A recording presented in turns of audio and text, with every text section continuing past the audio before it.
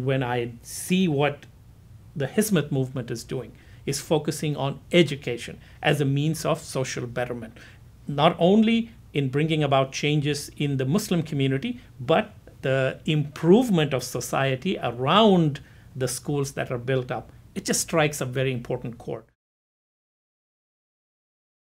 In favor of what is the common good. That is one reason.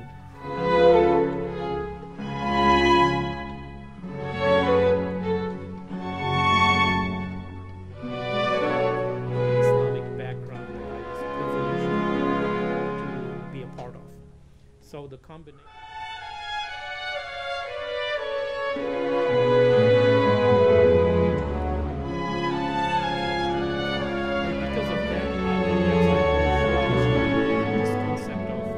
Professionalism.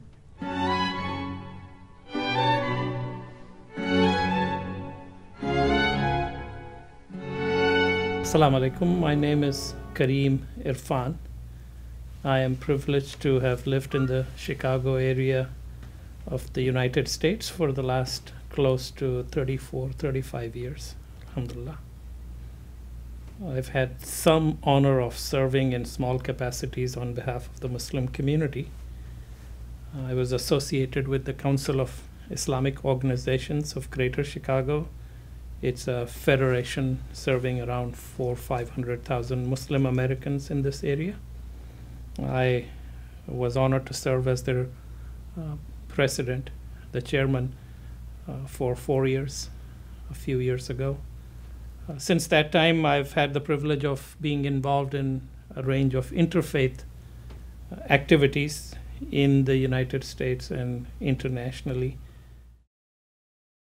If my comments come across as being very strongly appreciative of the Hizmet movement, perhaps the manner in which I got exposed to the Hizmet movement has something to do with it. I've always been interested in education as a means of upliftment of our community and of social betterment. And I've been inspired for decades by the teachings of Sayyid Nursi, where his particular approach that true Islamic education is the confluence of the religious and the modern sciences. So that concept has become instilled into me like a mantra as we have worked for the past 2 decades on many Islamic schools in the United States and abroad. And when I see what the Hizmet movement is doing, is focusing on education as a means of social betterment, not only in bringing about changes in the Muslim community, but the improvement of society around the schools that are built up. It just strikes a very important chord. So the focus on education is tremendously important. And to do this with the concept of excellence, that you approach this from the best of schools, from the best of teachers, the best of curricula, the best of facilities, which is what I find fascinating and lacking in other Islamic institutions, educational institutions in particular. I've been to Hizmet schools all over the world, and you can be guaranteed that they are the best in terms of facilities in the surroundings. You can be guaranteed they are the most clean, the most tidy, and most professionally run. And it is that approach to excellence that is applied to the avenue of education that makes it tremendously important. In fact, I was reminded once again of this. A week ago, I was privileged for a major university in this area to offer the commencement addresses. There were about 8,000 people and students. And the big point I was bringing out to them is the tremendous importance of education, but that all of that education and attendant professional success would be meaningless if it is not built upon a solid character. And the character comes from our definitions of what Islam defines as character, and many other faiths follow the same. Being truthful, being focused on justice, honor, honesty, all of those aspects. And the fascinating thing about the Hizmet approach to education, they build those values in an excellent manner without necessarily hitting home that you have to be a Muslim in order to be doing this. And so in a way, we are distilling the best aspects of Islam and sharing those with the world and telling them, welcome, come join us. And together we can make this a better world by focusing on the common platform of goodness. So that is a wonderful aspect of the Hizmet movement and the focus on education.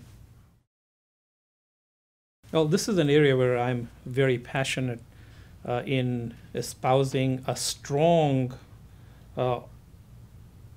emphasis on Muslims reaching out with sincerity to people of all faith. To me, this is an imperative when Muslims talk about dawah. This is one of the aspects that I try to bring out whenever I'm privileged to address sermons to the Muslim community. It is that in general we have a very restrictive understanding about what dawah is, that it is a formal going out and presenting Islam, trying to convert people to Islam. And I passionately believe and understand from my reading of the texts and the traditions of Islam that living the values of Islam in one's daily lives, particularly in engaging people of other faiths, that is perhaps the best and most effective and most trying and testing forms of dawah that one can imagine. I referred earlier to my blend of background in the professional business world as well as the Muslim community service area, and that's where this concept has become emphasized to me, that in the business world, for instance, one of the major areas of concern is leadership without the right ethical, principled, moral background. And when you look at that from the Islamic perspective, one cannot be a leader if you do not ascribe to the highest standards of ethics, principles, and morality. So why do I bring that up in this context? If I, as a Muslim, am living those standards myself, truly, with sincerity, and then when I engage with people around me in different aspects of society, particularly people of other faiths, that is perhaps the best dawah that I can give. Having said that, the Islamic concept of ta'aruf, of getting to know, the injunction by Allah subhanahu wa ta'ala that we were all created into different tribes and races so that we may get to know each other. And knowing each other means one has to be humbled enough to realize that I have to learn from the other person.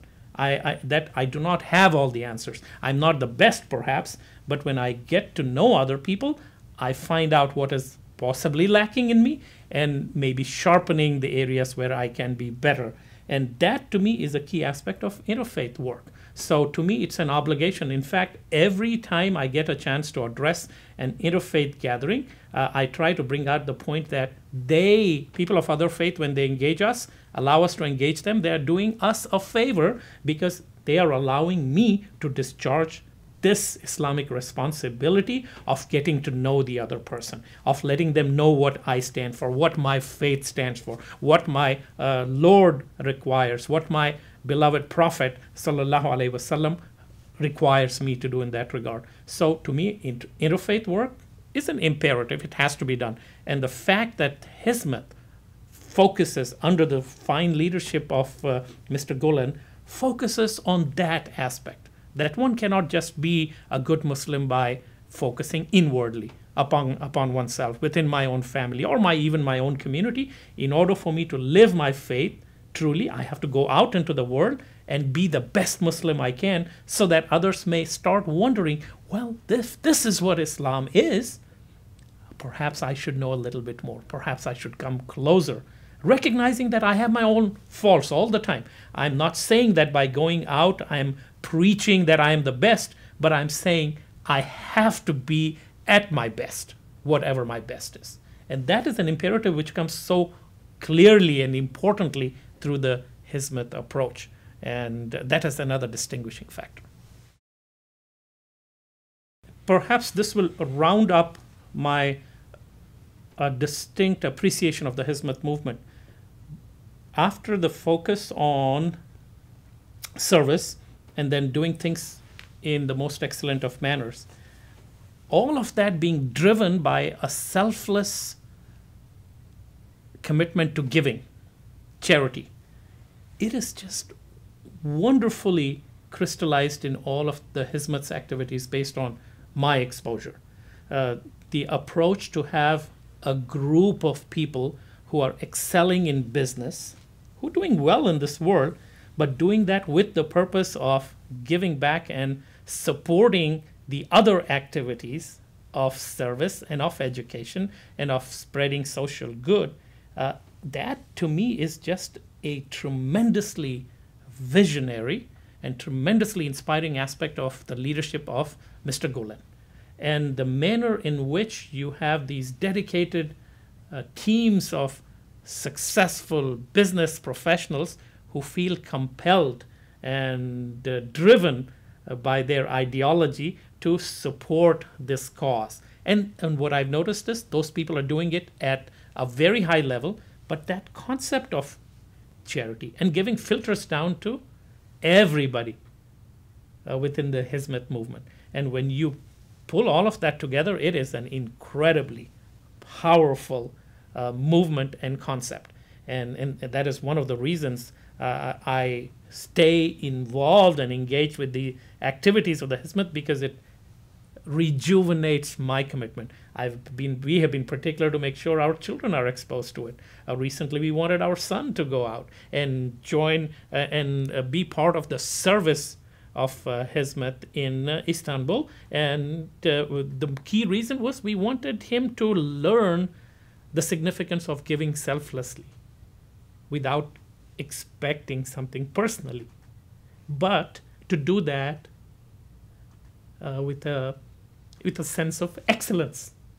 And he got a chance to learn from that and to give in countries like Albania. So I'm sorry if I appear emotional, but that sense of selflessness, that sense that you have to give in order to achieve in the hereafter, and doing it as part of a team which is working together, that is phenomenally distinctive of the Hizmet movement. So my du'as and prayers remain with them. And I pray and hope that these concepts of service, of excellence in all that we do, and of giving selflessly, they become truly a part of the Muslim identity, and institutions and organizations across the world adopt it, so that this becomes a part of social betterment. And inshallah, with this, working with friends and people of like mind in the other communities, we will be able to make this world a better place for all of us. It is the true spirit of teamwork that is reflected in the Hizmet movement, where everybody subscribes to the common objectives, and selflessly people work toward that. Fethullah Gulen seems to demonstrate the completeness and the wholeness of Islam, in that he focuses on the establishment of schools, the focus on math and science in the curriculum, the development of the sciences, as well as spiritual attainment.